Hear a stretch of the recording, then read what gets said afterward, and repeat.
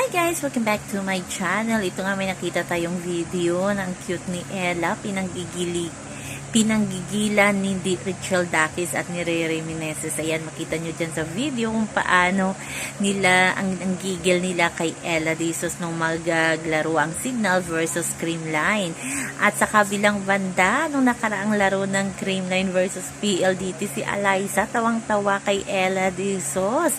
Tumatapang na si Ella, di ba magkasunod si Ella at si Gemma Galanza na uupo sana, at kaso uupo sana si Ella sa katabi ni Gemma, kaso may naunang naupo at doon na lang si Ella umupo kina Alyssa. Ayan, kitang-kita na tawang-tawa si Alyssa sa kanyang best friend na si Ella, at babalik sana si Ella at pinigilan na naman ni Alyssa. O diba, ang cute lang ng Jella.